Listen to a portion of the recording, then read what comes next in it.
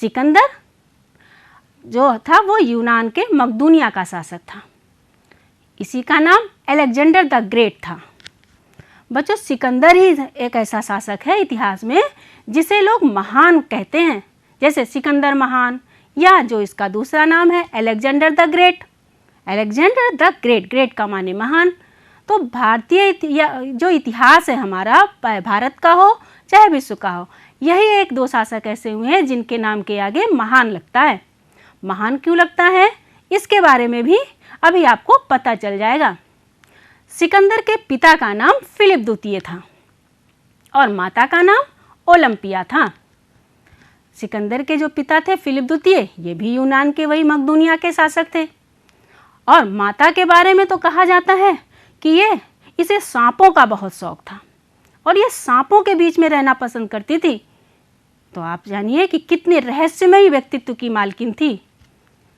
सिकंदर के पिता चाहते थे कि उनका बेटा सभी कलाओं में निपुण हो जाए, पढ़ाई में निपुण हो जाए, घुड़सवारी में निपुण हो जाए, यानी युद्ध कला में भी निपुण हो जाए और ज्ञान भी खूब प्राप्त कर ले, जैसा कि सभी पिता चाहते हैं। आपके पिता भी चाहते हैं कि आप उनका एक महान कार्य करें, वैसे ही सिकंदर के पिता भी यही चाहते थे। इसके लिए उन्होंने खूब सारे शिक्षक की तलाश शुरू की जो योग्य से योग्य हों। तो उन्हें अंत में उनकी तलाश कहाँ पूरी हुई? जो एक महान दार्शनिक थे अरस्तु, उन्होंने उनको अपने बेटे को शिक्षित करने के लिए नियुक्त किया। उनसे अनुरोध किया कि हमारे बेटे को शिक्षित कर दे। अरस्तु उनका शिक्षक बनना स्वीकार कर लिए और इसलिए सिकंदर के शिक्षक का नाम अरस्तु था। 12 वर्ष की उम्र में, यानी आपकी उम्र में ही, सिकंदर बहुत ही कम उम्र में, यानी आपकी उम्र में 12 वर्ष की आयु में गणित, घुड़सवारी, धनुर्विद्या आदि में पारंगत हो गया। वह एक कुशल और यशस्वी सेनापति भी की तरह कार्य करने लगा। 20 वर्ष की अवस्था में इसके पिता की मृत्यु हो गई और मृत्यु के बाद सिकंदर उन राजा बना, उस सम्राट बना उस गद्दी का। सिकंदर ने बचपन से ही अपने पिता को संघर्ष करते देखा था, युद्ध में संघर्ष करते हुए, अपने आपस में परिवार में संघर्ष करते हुए उन्होंने देखा था।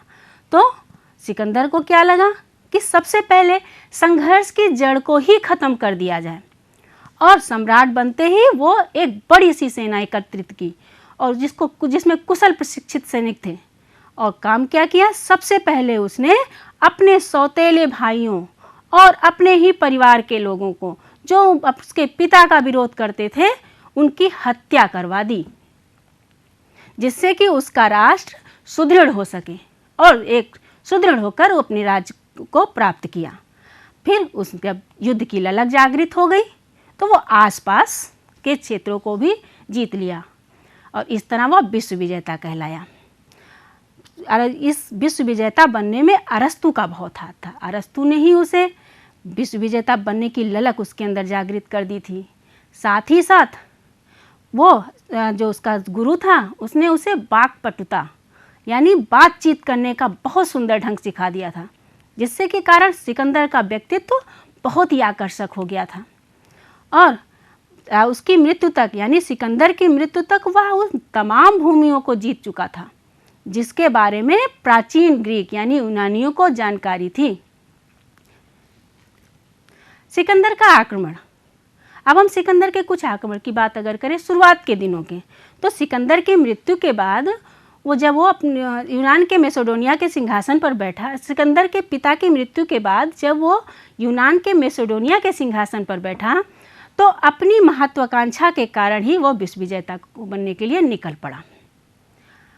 उसकी खास दुश्मनी, उसका जो सबसे बड़ा दुश्मन था वो थे ईरानी थे।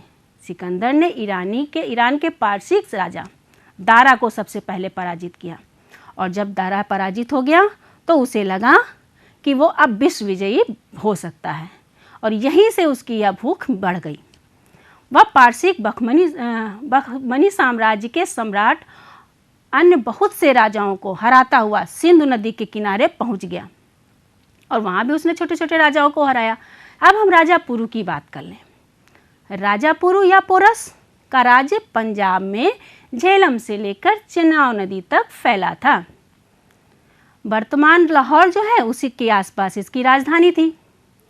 बच्चों, जो ये हम जिस समय के इतिहास की बात कर रहे हैं, जो सिकंदर के समय यानी तक्षशिला के राजा आम्भी और चाणक्य के समय की बात कर रहे हैं, 326 ईसा पूर्व की बात कर रहे हैं, उस समय हमारे देश, जो हमारा देश है भारत, वो कहाँ तक था? पाकिस्तान तक था।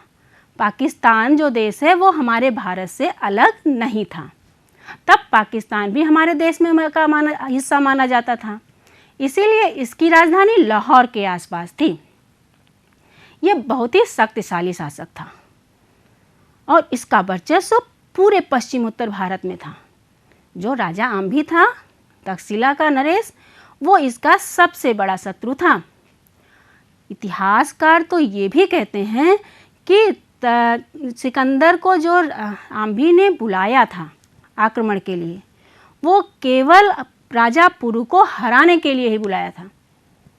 राजा पुरु पर ही आक्रमण करके उसे हराने के लिए, उसके राज्य को खत्म करने के लिए ही तक्षशिला का शासक आम्भी कुमार ने सिकंदर को भारत पर आक्रमण करने के लिए आमंत्रित किया था। अब सिकंदर और पुरु और आम्भी का लक्ष्य ही यही था कि राजा पुरु की सेना को हराया जाए, राजा के राज्य को छिन्न भिन्न किया जाए। तो सिकंदर ने उसी समय जब आम्भी की सहायता लेकर अपनी सेना सहित झेलम नदी के तट पर पहुंच गया।